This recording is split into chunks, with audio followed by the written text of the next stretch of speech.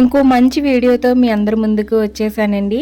శ్రావణ మాసంలో మనమందరం కూడా ఎంతో మంగళకరంగా భావించే గాజుల్లో చిట్టు గాజులు తీసుకొని అమ్మవారి పటాలకి లేదా విగ్రహాలకి మాలను ఎలా కూర్చాలో ఈ వీడియోలో తెలుసుకుందామండి. హాయ్ హలో అండి, నేను మీ Revathi. Welcome to SSN vlogs. అందరూ ఎలా ఉన్నారు? బాగున్నారా? నేనైతే చాలా బాగున్నానండి. మీరంతా కూడా బాగుండాలని మనస్ఫూర్తిగా కోరుకుంటున్నాను. ఆలస్యం చేయకుండా వీడియోలోకి వెళ్ళిపోదాం. ఇక్కడ చిట్టి గాజులు అనేవి మనకి బంచెస్ లెక్కన అమ్ముతారండి. ఒక్కొక్క బంచ్కి మనకి సింగిల్ కలర్ ఆప్షనే ఉంటుంది. అదేవిధంగా ఒక లైన్కి 110 వరకు బ్యాంగిల్స్ ఉంటాయండి. ఇక్కడ green colour, yellow colour, red colour, ఇలా నేను 3 రకాల బ్యాంగిల్స్ అయితే తీసుకున్నాను. మధ్యలో మనకి ఏమైనా బ్రేకేజ్ అలాంటివి ఏమైనా ఉంటాయని చెప్పి ఎక్స్ట్రా కూడా కొన్ని ఇచ్చారండి. కాస్ట్ వచ్చేసి ఒక లైన్ 50 రూపీస్ పడుతుందండి. మనం తీసుకున్న ఈ గాజులన్నీ కూడా మధ్యలో ఏమైనా బ్రేకేజీలు కానీ లేదా వంకరగా ఉన్నవి కానీ తీసేసి మంచి గాజులు అయితే తీసుకోవాలండి ఇక్కడ. ఎందుకంటే అమ్మవారికి గాజులు అంటే చాలా ప్రీతికరమైనవి. ఈ చిట్టి గాజులతో అమ్మవారికి మాల చేసిన పూజించిన చాలా ఇష్టం అండి. ఇలా బాలేన బ్యాంగిల్స్ అన్నీ కూడా పక్కకు తీసేసుకోవాలండి. వీడియోలో చూపిస్తున్నాను చూడండి. ఇలా వంకరగా ఉన్నవి కానీ బ్రేకేజీలు కానీ ఉంటే తీసేసుకోవాలి. ఇప్పుడు బాగా ఉన్న ఈ గాజులన్నీ కూడా ముందైతే పాలలో శుద్ధి చేసుకోవాలండి. పూజకు సంబంధించినంత వరకు కూడా మనం బయట నుంచి తీసుకొచ్చిన ఏ ఐటమ్ అయినా సరే ముందు పాలల్లో శుద్ధి చేసుకోవాలండి. ఎందుకంటే బయట నుంచి తీసుకొస్తాం కదా, కంపల్సరిగా మనమైతే శుద్ధి చేసుకోవాలి.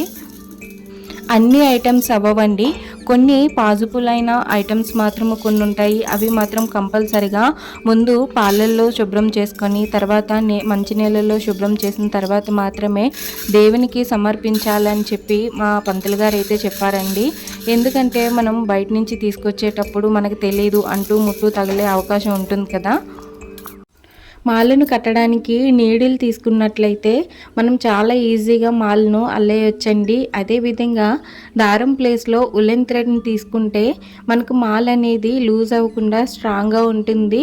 అదేవిధంగా చూడడానికి కూడా చాలా బాగా కనిపిస్తుందండి. ఇలా తీసుకున్న థ్రెడ్ని నీడిల్కి ఎక్కించి ఒక నాట్ అయితే వేసుకోవాలండి. మనము ఏ పటానికైతే మాలను అల్లాలి అనుకుంటున్నామో ఆ ఫోటో తాలూకా ఒక మెజర్మెంట్ తీసుకొని దానికి 2 పొడవైతే థ్రెడ్ని తీసుకోవాలండి. ఎందుకంటే మనము బ్యాంగిల్స్ని చుట్టుకుంటూ వస్తాం కాబట్టి దారం అయితే ఎక్కువ పడుతుంది. ఇప్పుడు వీడియోలో చూపించాను కదండి, ఒకవైపు నీడిల్కి నాటు వేయాలి, ఇంకొక చివర ఒక బ్యాంగిల్ని తీసుకొని 2 నాట్లు అయితే వేసుకుంటే మనకి కొంచెం స్ట్రాంగ్గా ఉంటుందండి.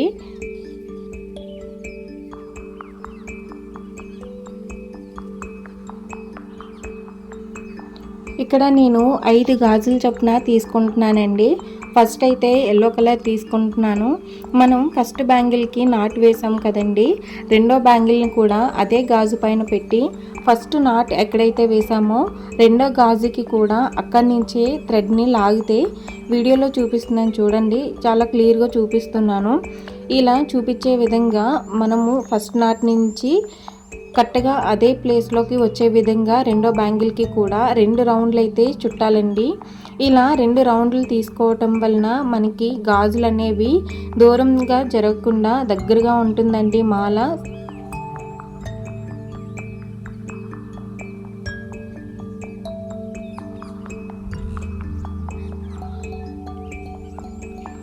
నేను చూపిస్తున్నది మీకు క్లియర్గానే కనిపిస్తుందని అయితే అనుకుంటున్నానండి.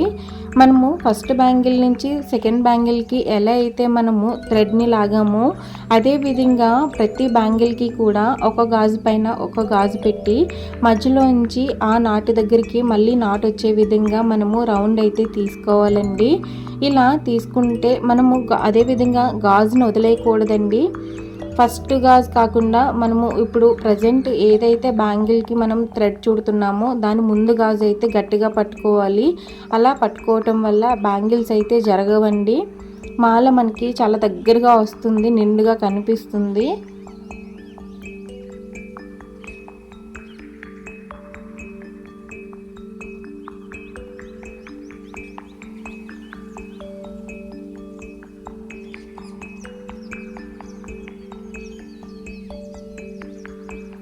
ఇదే విధంగా ఒక ముందు గాజుని పట్టుకొని మనము అన్ని గాజులు కూడా అల్లుకుంటూ వెళ్ళిపోవాలండి. మన పటానికి సరిపోయే విధంగా. ఫస్ట్ అయితే 5 యెల్లో కలర్ బ్యాంగిల్స్ని తీసుకున్నాను. తర్వాత గ్రీన్ కలరు, అదేవిధంగా రెడ్ కలరు, ఇలా ఒకదాని తర్వాత ఒకటి అల్లుకుంటూ వెళ్ళాలి.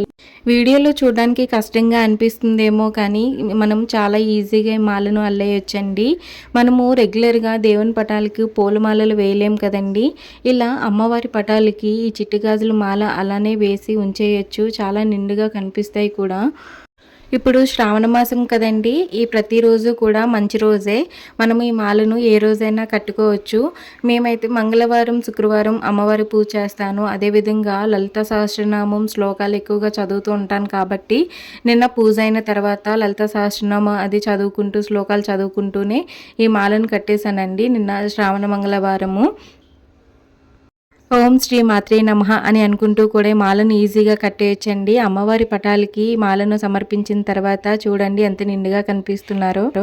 నా వీడియో మీకు నచ్చినట్లయితే షేర్ చేసి సబ్స్క్రైబ్ చేయండి. అలాగే లైక్ చేయడం మర్చిపోవద్దు.